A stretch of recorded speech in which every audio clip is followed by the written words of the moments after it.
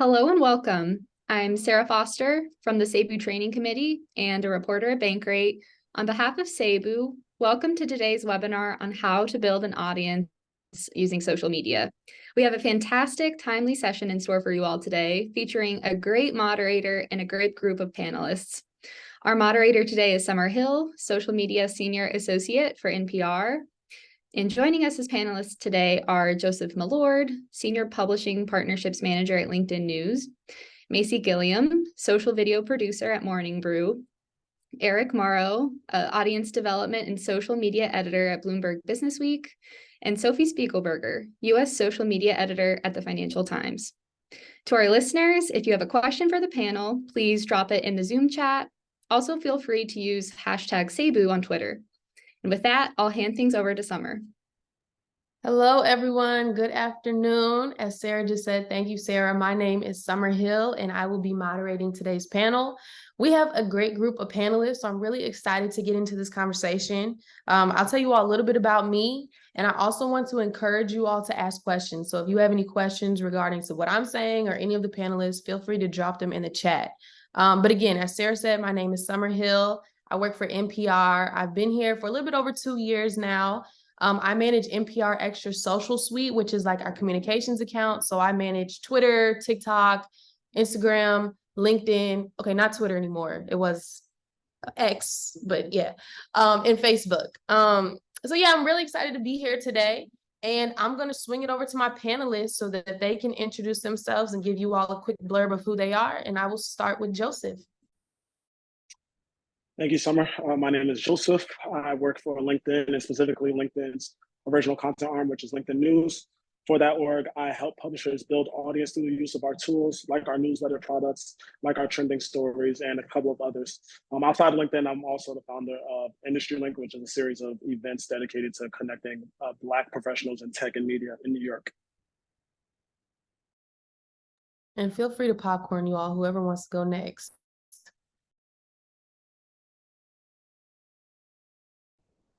I can go. I'm Macy. I am a social video producer at Morning Brew, which is the business news publication that you might have seen on Instagram and TikTok. We do a lot of sketch comedy videos and simple explainers that just sort of talk about what's going on in specifically business news and telling business stories. One thing that I would love for everyone to take away from this is how easy it is to do social media. And I have an example here of some of my favorite social media producers. I would encourage you all to go look at Max Foster CNN on Instagram and TikTok.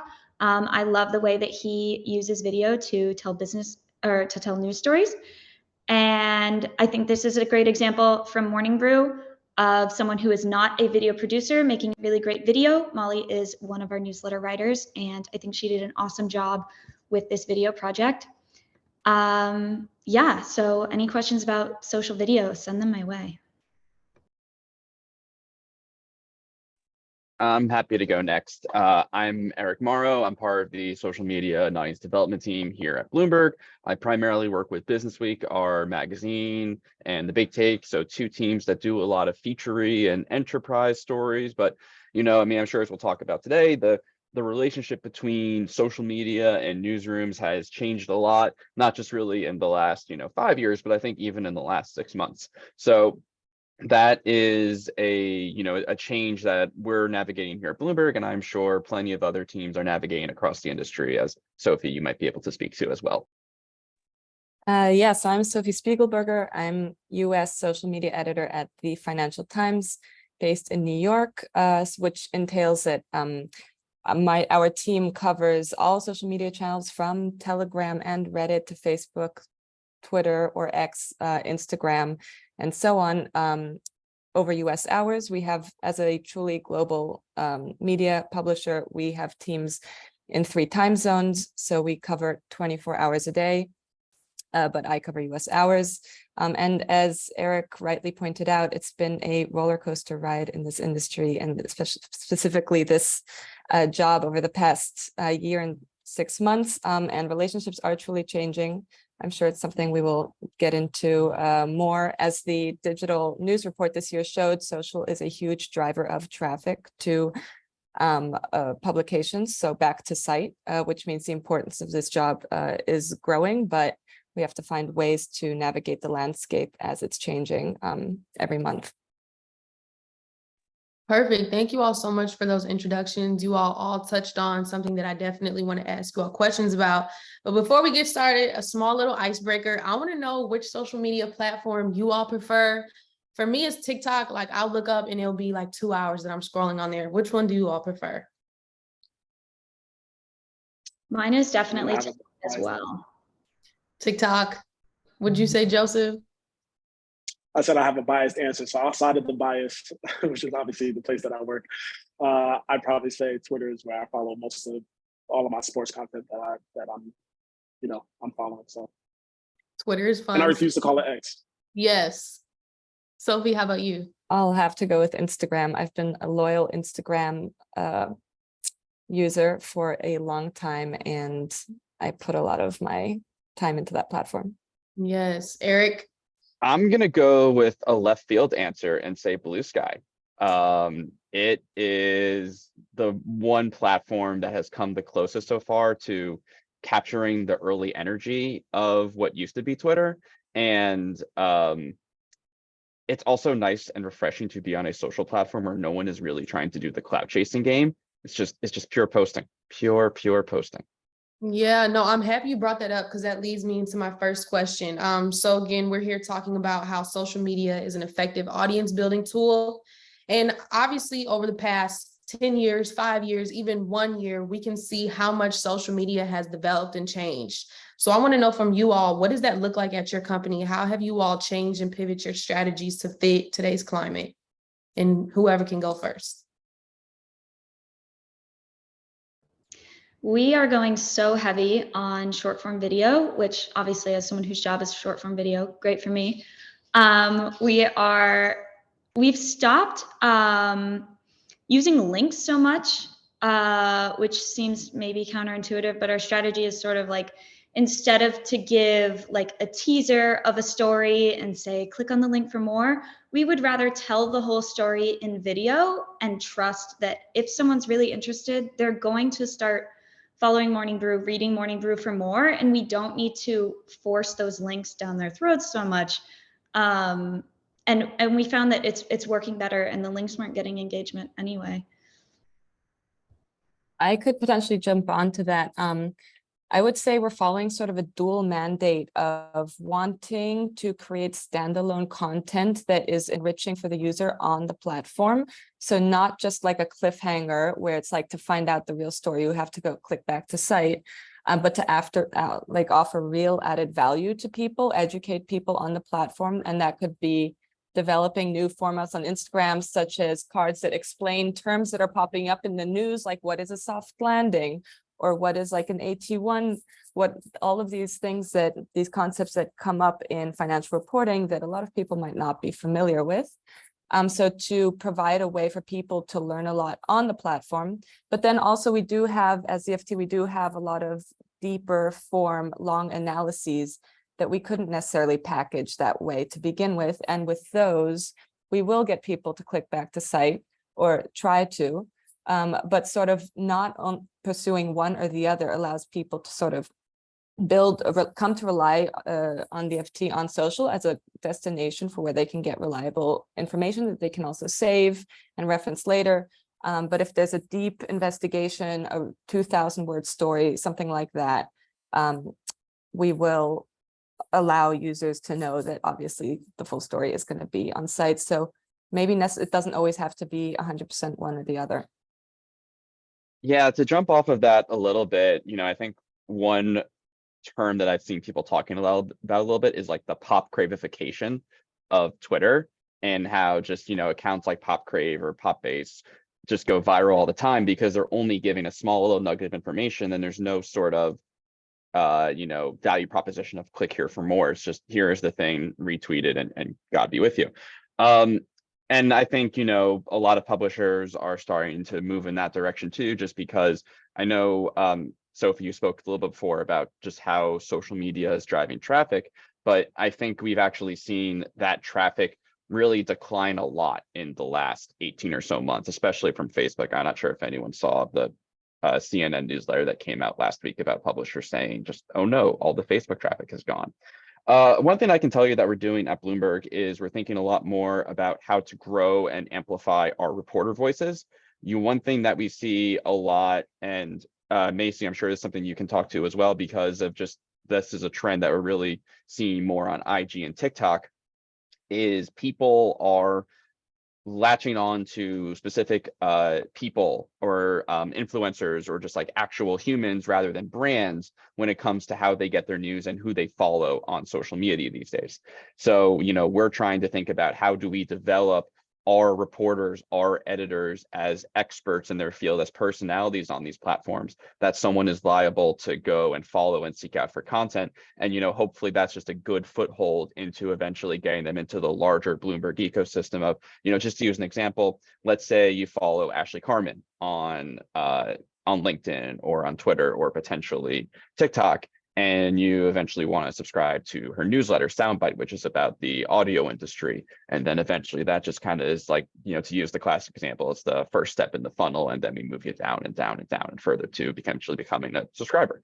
So, social media, I think for the longest time used to be a very sort of direct way of just post the story to Twitter and Facebook and, watch either the traffic or the engagement roll in. And now it's rethinking, okay, what is the actual value you are adding to the person who is looking at their phone? Yeah, Morning Brew definitely is looking at similar things right now of sort of being very creator first, whether acquiring someone who already has an audience who trusts their voice and responds to their voice, or sort of in my case, I went from running our Instagram and Twitter sort of very behind the scenes to now being the face of a lot of TikToks, and, the audience starts to recognize that. And that's why I would say to anyone in the audience who's looking to like get ahead in their career or like build sort of their own personal brand, to use the most cringe word in the world, I think that if you're already writing these stories, you might as well be turning them into short form video content, even if you're just talking to camera and saying, hey, I just found out this crazy thing, or I just learned this crazy stat, or have you ever wondered why this is? I just wrote this. And in that way, you're using your work for more than one purpose. And then later, you're going to a new job, and who do they pick? Someone who has an audience of people who are going to follow them there, or someone who doesn't. So I think it's huge for career development. Thank you all for that. I want to know, because right now we have so many different platforms. We have TikTok, Instagram, Facebook, all of these different platforms. Is there a specific platform that you think all companies need to have? Or do you think like, if this works for your company, then use this? Because what I hear from you, Macy, is it sounds like you need to have something with video. Do you think that is useful for all companies? And Joseph, I want to hear from you too on this one. I don't think it's an end all be all that you need video, but I think that if you have the capability and if your audience is going to respond to video, which I think a lot of audiences will, then I think video is something that's very beneficial. That being said, video can get very difficult to produce very quickly. My full-time job my job description says to create 4 videos a week. So if that gives you an idea of how much editing and scripting and goes into these videos. So it is a bit more work, but it is helpful if you can. I'll say generally from just the perspective of someone who's a professional in media, I think there has to be consideration of the venue with which you're engaging. So if you are someone that's working, or a journalist that's working in the travel or food space, I'd probably be creating reels and TikToks all day long. If you're someone who's more working in sports or has a job that's scoop heavy, I'd probably still be engaging as a personal brand on Twitter. For LinkedIn is a really great venue, particularly for people who are engaging in business journalism. And again, as an individual, if you want to have a leg up on getting sources of stories in a different way, LinkedIn is probably a good platform. So generally, I always think about specifically what is the vertical with which you are an expert, with which you have expertise, and what is the venue that suits that expertise or the types of stories that you're creating.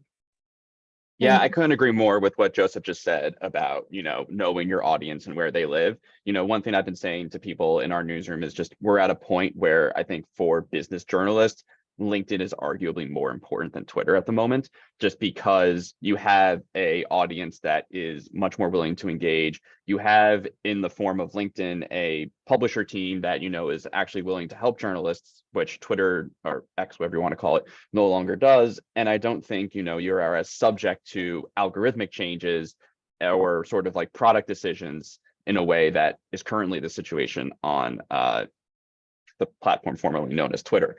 I don't know if anyone saw the change that is apparently being rolled out about URL cards no longer having headlines in them, and it's just going to be the image. So, at least with LinkedIn, you have that sort of stability. But again, like Joe was saying, that audience does live on LinkedIn and is engaging in it in a way that I think used to be the case on Twitter, but no longer is. I have to say, like, I would never say that any brand should be present on any certain social media. There is no one platform where everyone should be present, because platforms and algorithms are kind of like personalities. You have to get to know them. And if you don't understand their personality, you're never going to really gel, and your content might just fall flat. So there will always, I'm sorry if there's a traffic noise. There will always be a platform where you could find a niche community that is passionate about the topics that you cover. So it's about finding out which one and what formats resonate with them, what language resonates with them, what will make them feel like you understand what they're interested in, and you can capitalize off that. Perfect. And I just want to let you all know I am seeing your questions in the chat, and they will be addressed. But I want to know, do you all have, because obviously audiences are so broad, like there's so many different types of people we could reach. Do you all in your respective jobs have a specific audience that you all are trying to reach? And what is that audience? Or who is that audience? I mean, yeah, listen, I go first. Yeah, I mean, I can answer this from a very unique perspective, because LinkedIn News is both an organization that works with publishers and is sort of a publisher in its own right.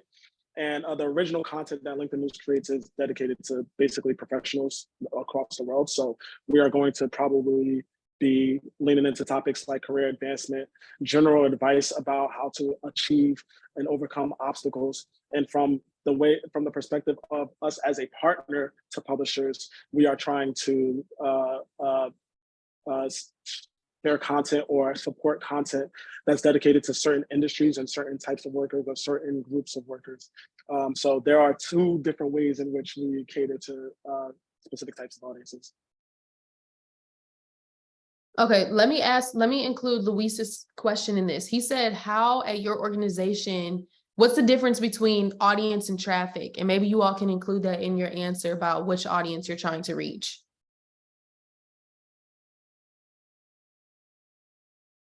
I can tell you specifically for NPR, our goal and our North Star is to reach a young and diverse audience. So that's the audience that we're looking at. And then the traffic is like how many people actually come back to npr.org.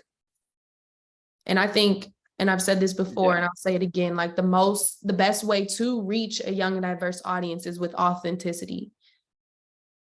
And to that point, traffic might not be the end all be all in the way it used to. There's like newsletter subscribers are another big factor we're looking at. Subscription conversions are a huge part of our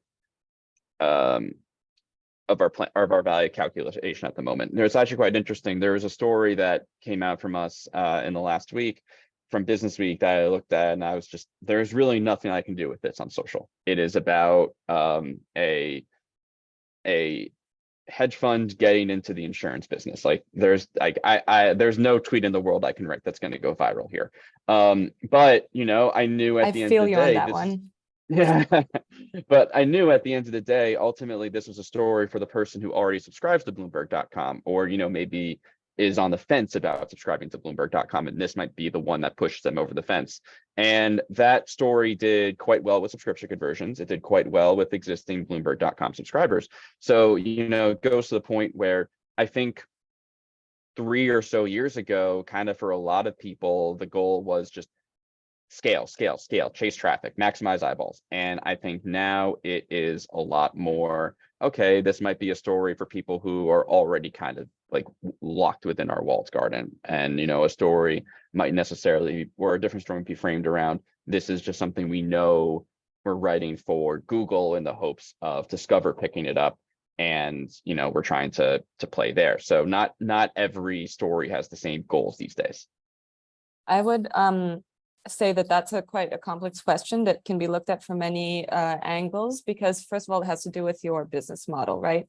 Like if you are a paywalled organization, you're also going to have frustration if you try to drive traffic with every post, but a lot of people realize that they can't actually read the content.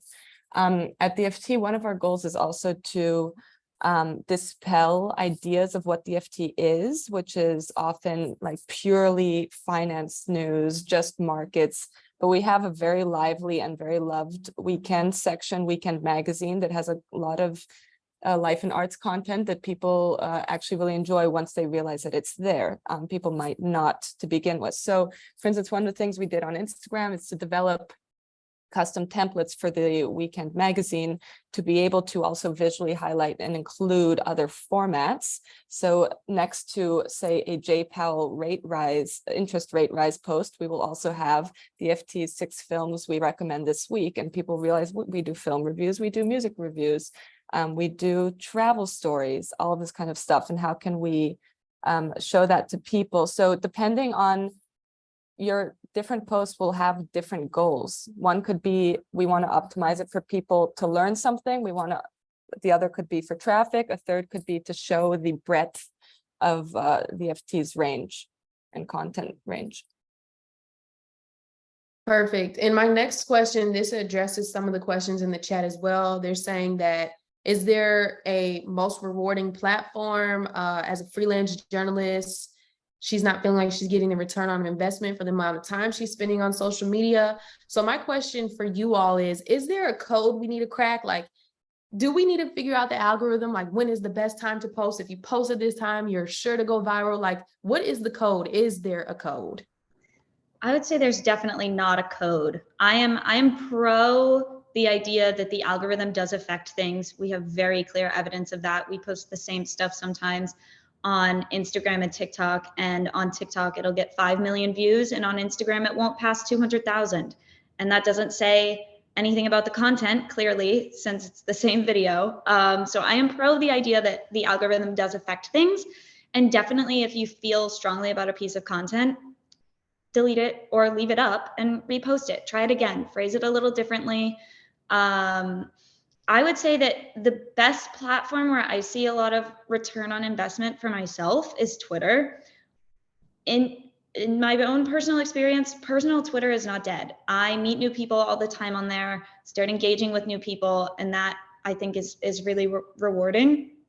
But yeah, I would say definitely just keep trying stuff and rework it a little bit, see what you can learn from it. But don't be afraid to retry something, because it might have just been algorithm timing.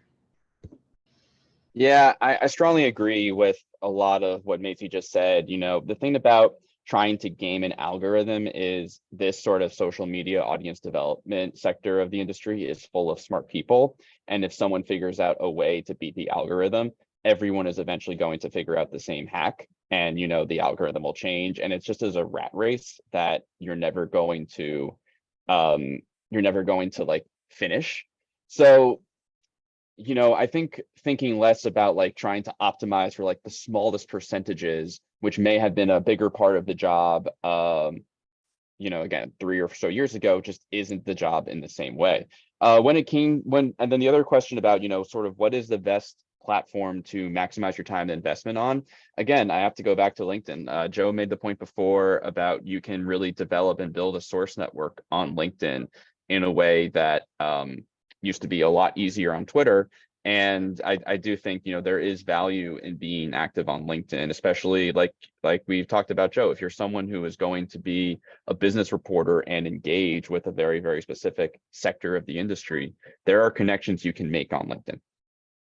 Yeah, I would say when it comes to picking a platform you have the most impact, not only do the platforms have different personalities and niches, but they also support different formats that are the most engaging.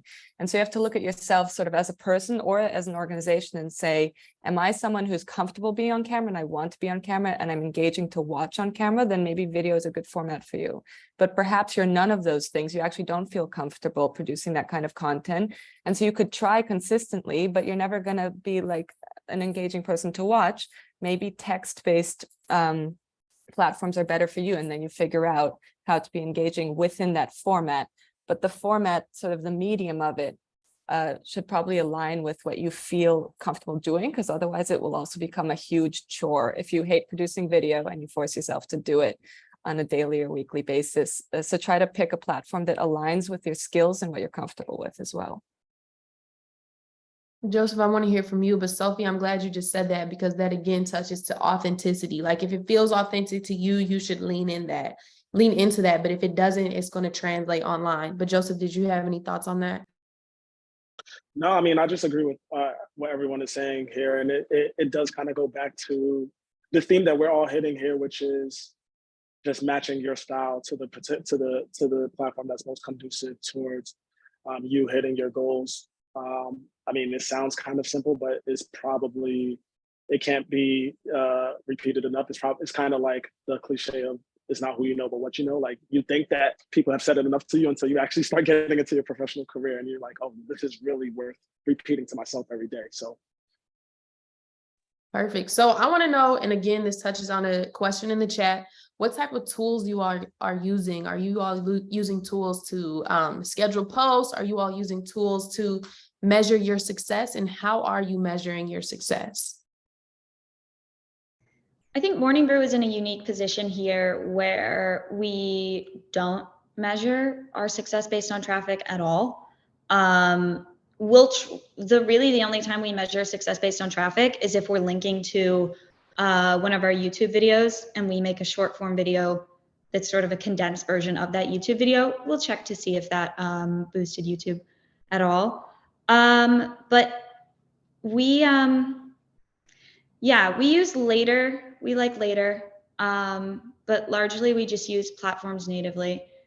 Yeah.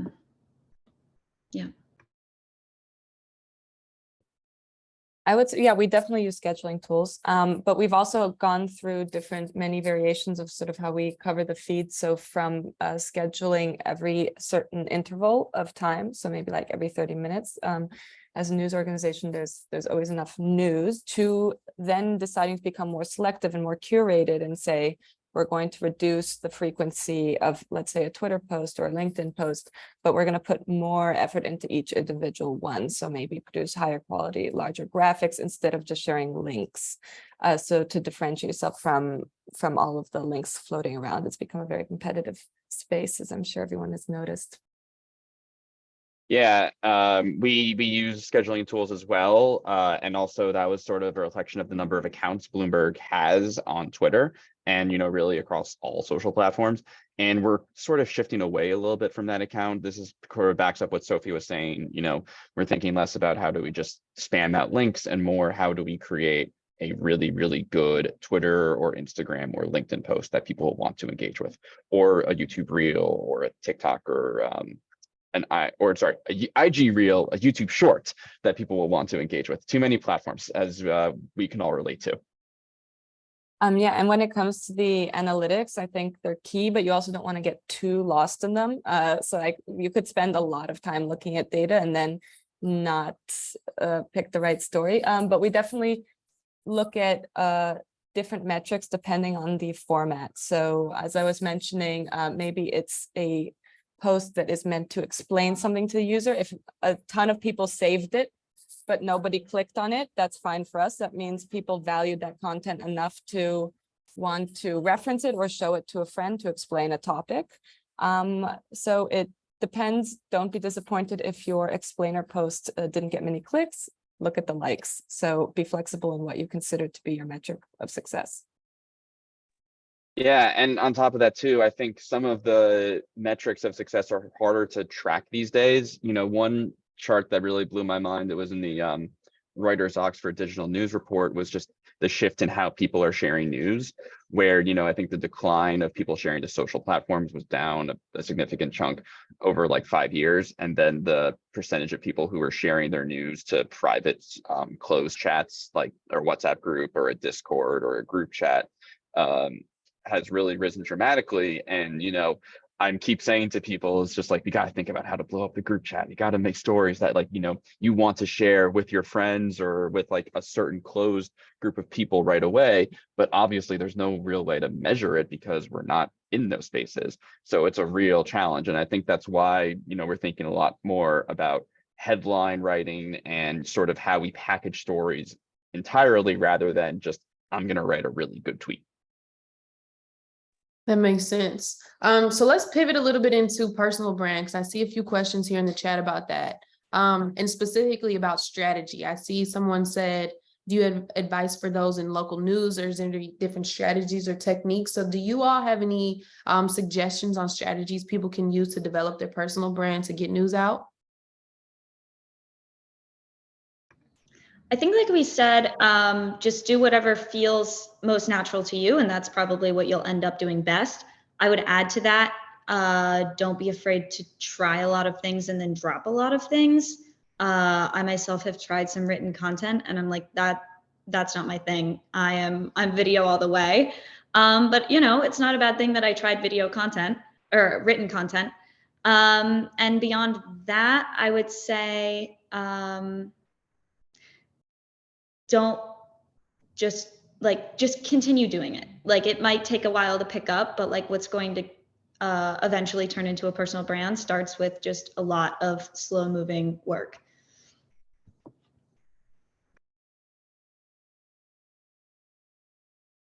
I would just like to add, just follow up what Macy said, consistency is key. Like, the more you get out there, the more you'll start reaching your audience. So just keep creating, even if like your first 10 videos doesn't land, it doesn't perform well, your 11th might. So just keep creating. And that was like a message to myself, because I got to do that. So Lindsay in the chat asked, how do you determine what content you're going to cover? And how do you plan your content? Do you have a content calendar? What does that look like for you all? I feel like as a news organization, obviously we cannot pre-plan the news of the next week. So we work day by day. The thing we will pre-plan are evergreen stories. So for instance, the long form news desk might be working on an investigation that we know about 2 months before it's going to be published. And that is an opportunity where we can collaborate with them and dig deeper into what they are, into different aspects of what they think should be highlighted, what we as a social team know would do well. So for deeper collaboration over a longer period of time, that's sort of the only possibilities we have as a news organization as a social team within news to pre-plan anything. So I would say a good 80% is you wake up in the morning and you see what are the big stories of the day. What should we lean into? Is there a breaking news story that could make a good reel today? If not, let's cover the news in smaller content bits. But otherwise, we can't really pre-plan much further than that. I do think there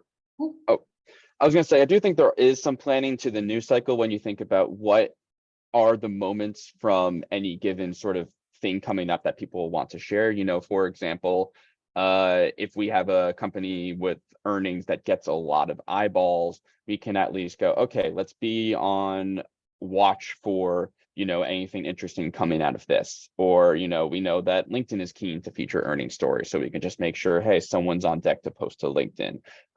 If, for example, there is a big political event where there's going to be video, it's like, okay, let's just keep an ear on what they're going to say, and if there's something that pops, let's get that onto the social platform. So obviously you can only plan for so much, and you need to be able to think on your feet, but you can put yourself in a good position by kind of having an understanding of, okay, what are the things from our coverage mandate that people are going to want to jump on after the fact.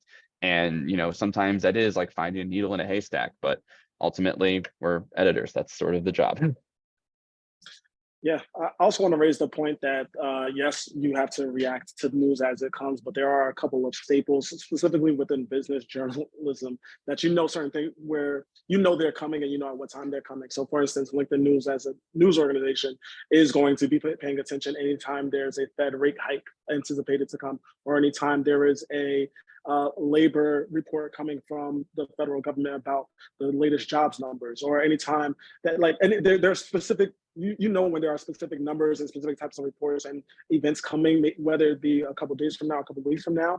And in those specific instances, there is an opportunity to get your ducks in a row. Hey, who are we going to be working with to cover this types of news?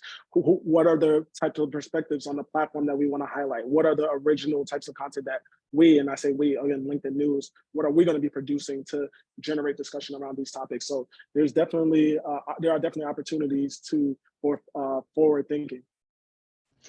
We definitely do a lot of the same of knowing, especially things like a Fed rate hike. And then I would add to that we are not afraid to go all in on the conversation of the day, especially what's happening on Twitter, where we're putting out content much more frequently, that we're not afraid to do 20 or 25 tweets even that are just different angles on the rate hike. And it's different because we do memes. So, you know, there's a million jokes to make always, but we definitely, we know which content that's cyclical is going to do well for us. And we definitely keep an eye out for that and go hard on it when it comes. For NPR, I don't manage the news account. I manage NPR Extra. So we're not posting news on our account unless we're sharing what has already been posted. So for us, it's important that we keep our finger on a pulse of what's happening, what's trending. I like to look at like major holidays that are coming, Juneteenth, National Radio Day, things like that. Stay up to date with that. Also collaborating with people. Like I found that to be really effective in like reaching different audiences. If you're working on a specific project and you know a person or an influencer or organization that's aligned with that project, collaborate with them on a post. And I found those to be really helpful. But I see a really good question in the chat. They said that, and this is from Abby, she says that there has been a lot of flack for journalists recently, just based on what they post. So how do you define that line of like professional account for your personal account, or like posting what you want, or like being too provocative and then having like employers on your account? How do you all tell that line? You got to really make a personal judgment call because it's definitely, I have not posted on social media the way I would otherwise if I wasn't working in media over like the past 10 years. And I do think it's important to definitely protect your livelihood. But also there are ways to be yourself and show your personality and have fun, because that also can be useful for you in terms of how people that you meet in the industry might relate to you, even if you're not just thinking about building an audience, you know, showing your personality in a way that makes it easier for others to connect with you, which will probably help you build your career going forward. But I'll say first and foremost, you definitely have to like think of any type of guardrails to put up for yourself. It's just, you know, where you know, or how high is the threshold. Yeah, you really have to define that line for yourself. Again, for me, like authenticity is important to me. So I can't help but to be my true authentic self on social media. Like it's just what you're gonna get. Obviously there is a line of things that, you know, privacy versus like what you want to show the world, but I'm very authentic on my social media, and that's how I'll remain, like, because I'm not gonna let a corporation, you know, stop me from being who I want to be. Eric, were you gonna say something? Yes, but then I needed to send the Slack really quickly. So I think one resource to really lean on is just your fellow coworkers or your friends. They can give you a nice gut check on, yes, should I tweet this, or yes, should I post this on LinkedIn, or yes, should I put this on IG? You know, I completely agree with you. And I think there's also a conversation, you know, about a question that I saw being asked about how do you sort of navigate that with bosses, especially true when a lot of people want to just think about the brand as a whole. And I think we're shifting away from that. And that is a new approach to take. So, you know, that is an ongoing conversation about how to be yourself while not, you know, running afoul of workers or managers who kind of want to just keep you in line. But yeah, I think just lean on your coworkers, get a gut check from them and see it's like, okay, is everything all right? Yeah, I will also say that you're not going to be engaging on every platform as primarily as a journalist. So like on LinkedIn in particular, obviously, I engage as a journalist, I engage as a media professional. On Twitter, I'm mostly just like a fan of the topics that I love. And on Instagram, I'm definitely not sharing much about what I do. So I'll probably engage accordingly. Like there are things, again, on LinkedIn, there are things I would never, I would never comment about certain things on LinkedIn. But yeah, I think it does matter which platforms you're using for what purpose. Definitely. Rachel asked, what is your best advice for journalism students right now in terms of social media and getting their work out there? And Rachel, this is a good question because when I was in college, I went to Howard University. I had no idea I was going to work in social media. Like it didn't even cross my mind. So now that I'm here, there are so many things that I wish I would have knew while I was in college. So hopefully our panelists can give us some good insight. Yeah, I have an answer. If you're in college, I think that you have the opportunity to fail like probably no other time that you will. And so while I was someone who tried different things in college, podcasts, a website, et cetera, like I almost wish that I was able to try more because you can try to, the audience at that time are your peers. And they can be able to, you can test like the types of content that you create amongst them. Like if you are a sports content creator or entertainment or whatever it is. Like I think that at that time you can experiment in a way, quite frankly, because you're not working, you're not doing it for money at that time. And so your failure doesn't mean is much less connected to you failing in any like consequential way. So I'd say that that's probably the time where you get to experiment in the most risk-free way possible. Yeah, and to that point, the bar for entry for a lot of these platforms is so much lower than it used to be. Like you have a phone, you can make a TikTok. It's really, really easy to just try stuff out. Same thing with Substack. You can set up a Substack if you want to give it a shot. The only thing stopping you in these cases is you. And, like Joe said, this is as good a time as ever to just feel and be able to fail. And, honestly, I think the willingness to fail is something we could all take into our organizations a little bit more and try out new stuff because you never know what's going to work. Yeah, I would add on to what they said. I think that definitely creating your own video content, writing content, seeing what you like best, seeing what you do best is important. I would say definitely try to just tell the stories that you're interested in. I've found that my best performing videos that can become full-length series are questions that I had that I wanted answers to, or things that I care about, and then that comes across in my work. And I think that could build a really great portfolio of work as a student, is telling the stories that you're interested in. And yeah, as we move forward, like we said, that organizations are interested in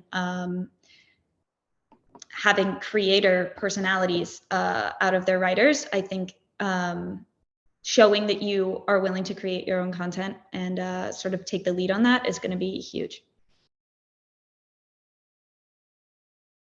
Yeah, no, I would agree. Like, I wish I would have started building my personal brand in college because, like many of the panelists said, this is your opportunity to mess up. Like, nobody's really checking for the things that they were checking when you're at a corporation. So start now and just start putting things out, and that'll help you build your experience too.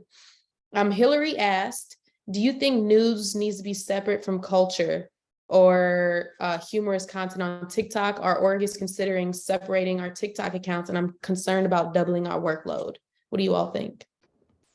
I'm a strong no on that. I think that they should exist on the same account. I think that your audience is capable of understanding that. For example, with Morning Brew, some of our content is complete satire that is like a made up news report, and our audience is able to understand when we are doing our funny satire stuff versus when I'm telling a real story about like a real local business in New York, and they respond to it and they come to expect both from us. And it helps our accounts grow, first of all, because to have such a dry account that's never going to be any humorous content, it's going to be much harder to grow. I think that your audience is capable of understanding both from the same source. I am also a strong no for the reasons Macy said, but also, the platforms have already jumbled up this content. Trying to make all of these separate accounts, it feels like fighting a battle that we've already lost. Don't get me wrong, like there are opportunities to try and do separate accounts, but if I think your concern is just like, oh, people will confuse one type of content for another, it's just that's going to happen already. So, why not at least lean into the platform strengths? I support both of you in saying no as well. I mean, as Eric said, for one big reason is that, say, for instance, on TikTok, you're just going to be served somewhat random content according to the algorithm, and you want to build your audience with one account, put all of your resources and effort into an account that will grow momentum and grow a larger audience and be shown to more people as it grows its engagement. And now you're putting work that is being split between two different accounts, and you have to grow momentum on both of them.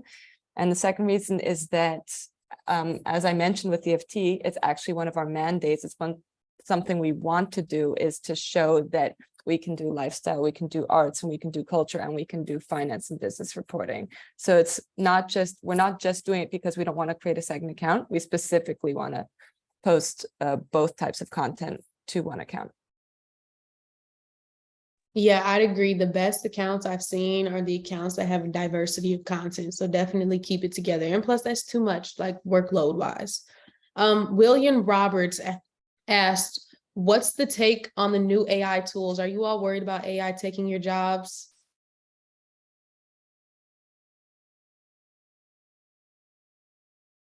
I don't think it's even an interesting question, actually. Like, the thing about, like, I guess the way I'm trying to think about it is like, could an AI send like a ton of tweets over the course of, like however much time you want to say? Sure, but I also don't think that's necessarily the job of a social media editor anymore. So, the job changes. The way I always think about the sort of social media audience editor engagement type role is it's a job that changes every 2 months and drastically changes every 6 months. And, are there parts of the job that an AI could make? Sure, but I think, there is a sense of editorial judgment that is necessary that clearly AI has not been able to demonstrate quite yet. So, certainly parts of the social media editor job, like the posting, the pure posting, I don't think I can see AI taking that, but the job evolves so much that I don't think AI can necessarily keep up. I feel like AI can keep up, but I'm not too familiar with AI yet, so we're gonna see how this goes. Do you all have any special editing skills? What platforms did you use to learn it? So since I do video full time now, I'm using like Adobe Suite, like Premiere Pro, getting really in the weeds. But that is absolutely not what you need to be doing. That's just because it's my full-time job, so I can get really fancy with it. That being said, CapCut, TikTok's in-app editing as well are getting so good. And TikTok's in-app editing has new features all the time. You can do captions there. It's super easy. And now you can download the video without posting it, with no like TikTok logo all over the screen. So you can edit in TikTok, post wherever if you're not posting on TikTok. I love TikTok for video editing. When I make videos for like my personal accounts unrelated to work, I use CapCut and yeah, TikTok native editor. Simple. I like CapCut too. They make it too easy. It's too easy. Yeah. And also, you can go on YouTube and research like how to edit a video using whatever platform you want to use.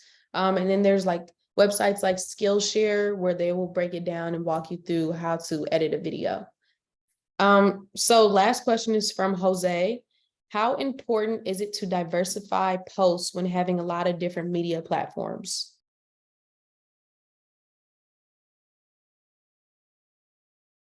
I take it the question is picking different content for each of the social media platforms. So different topics for Instagram, different topics for LinkedIn, and so on. Is that how we understand the question? That's how I would interpret it.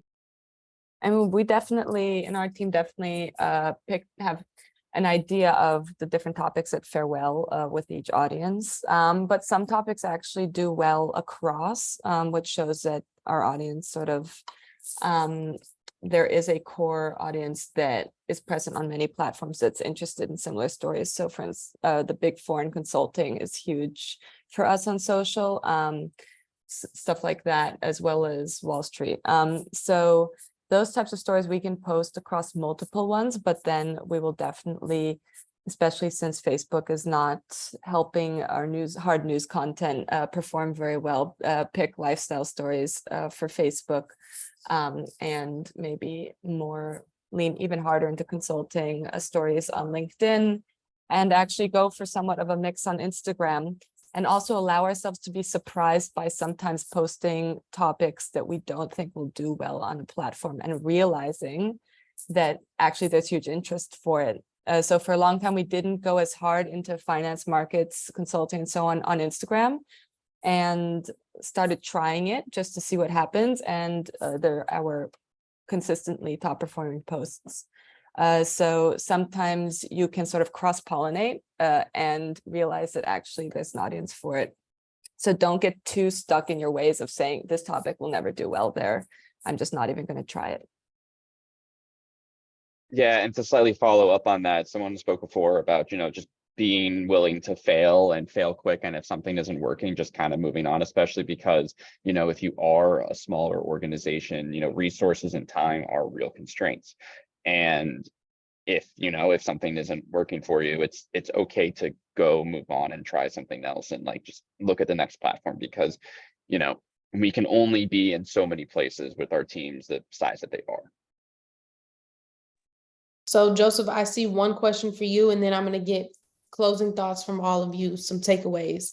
So Joseph, are there 3 small to mid-sized business news outlets on LinkedIn that are good examples of how to make the most of LinkedIn and improve your chance of success? That's a good size. Wow, a lot of the work that we do is definitely with the usual suspects. I would say one publisher that I would consider mid-size that's really, really good is one that came out of left field, which is Front Office Sports. Front Office Sports is a publisher that very clearly made a decision to look at LinkedIn and think about what is the right way to post their content and engage with the audience on LinkedIn, and nailed it. Like, I think the way in which they engage on LinkedIn looks different than the way that they engage on other platforms. And I've seen their audience grow over time accordingly. So I would say they're a good publisher to look at. I would say this one name is definitely a legacy name, but I would say is a smaller publisher because of the fact that they are focused on a niche. Vogue Business is not a publisher that focuses on clearly all types of different industries, but has done a really, really good job of building audience particularly for the specific lane that they cover. They post in a very particular way. Most of their posts have a string of maybe like 4 or 5 photos with 2 paragraphs describing their story, and they found success on the platform. But again, they have a specific style that they engage with. And I'm trying to think of a third. I don't know. Industry Dive. Industry Dive is a publication that does very well. It's actually an umbrella organization. So Industry Dive has many different type of sites under its umbrella, but Industry Dive does really, really well on LinkedIn. But again, you'd probably expect that because it's called Industry Dive, and you can engage with specific. And if you want to use any platform for industry heavy coverage, LinkedIn is probably where you should be looking at. So those are 3 answers that came to mind. Thank you. So now we're going to do some closing thoughts. What are some takeaways? What do you want people to walk away with? Tell them where they can reach you, contact you if you want. Yeah, I'll start with one thing. I think it was Macy earlier that made me I talked about the idea of your personal brand being such a cringeworthy term, and it is. But I think that one thing I would think of, or has benefited me as I've started to build my career, is to strip away the negative connotations of certain words like building your personal brand or politics. Like if you're looking at these types of terms and these types of ideas, matter of fact, you actually need to really lean into both of those things. Like it does be the people that I know who didn't feel like it was cringeworthy to be building a personal brand, or are the ones that are more likely to do the things that we advise anyway, which is to try and to try different concepts, to not worry about failure, take away the idea of embarrassing yourself because that can be a hurdle before you. And I wanted to include the idea of politics, because politics is just a way to both think internally and think externally about the wider industry. Politics internally is just describes your ability to build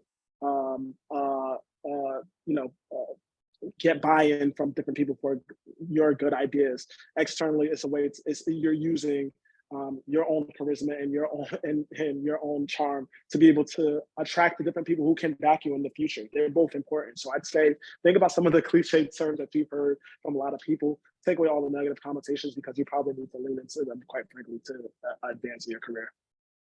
And also, you can find me at Joe Malord on all platforms, I guess.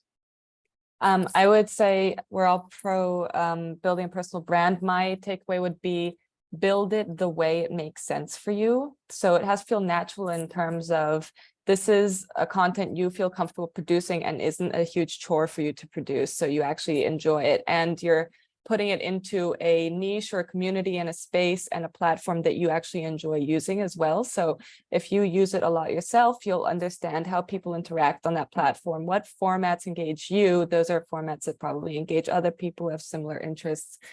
So to make sure that you're aligning it with your skills and the community that will be interested in what you have to say. Otherwise, you could put a lot of time and effort in something that will never kind of take off, because you're just doing it in the wrong place in the wrong way.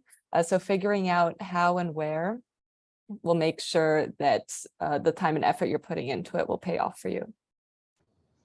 Yeah, absolutely. I think our big takeaway here is building a personal brand, not being afraid to mess it up and doing it your way.